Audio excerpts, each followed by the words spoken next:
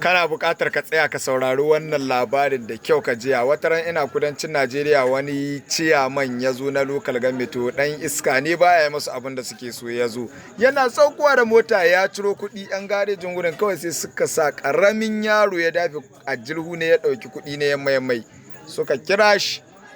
kawai dai farko ne ga sun farmai da bugu.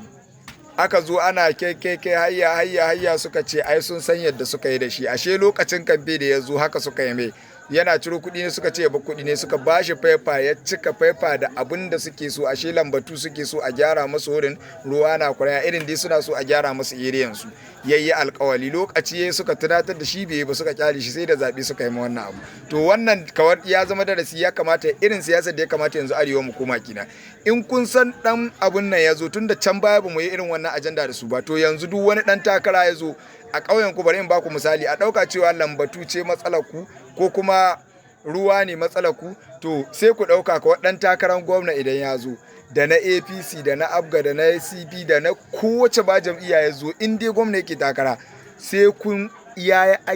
agirmin da shi akan wannan matsalar kun danganta da duk wacce gwamna ita kuke so kar kuma an shi kuɗi ne ya ciro ku ce ba kwa so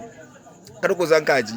ku nuna mai kun wayi sannan idan sanata ya zo misali sannan ku samu wani abu mai mahimmanci ku ce sai ya alƙawalin ku zai magance shi da sanatan APC da na sanatan PDP da sanatan ABGA da sanatan ADC da sanatan ko ina dai ma ne ya zo kowane sanata ya zo dai sai ya cika wannan paper it means duk wanda ya cire dole wannan abun sai an shi to irin wannan siyasa ya kamata yanzu mu farko matasa ƙauyuka duk matsalan mu dinga rubuta ta ajanda matasan gari su rubuta da ɗan siyasa ya zo ku fara bashi liz ya karanta ba abin da ya dame ku da kuɗi ne in ya fito ma ku sa yara su mai da kuɗi ne ya mayar ga ajilu ku ce kun gode ya dai muku alƙawalin ga matsalar ƙauyen ku in zai cika muku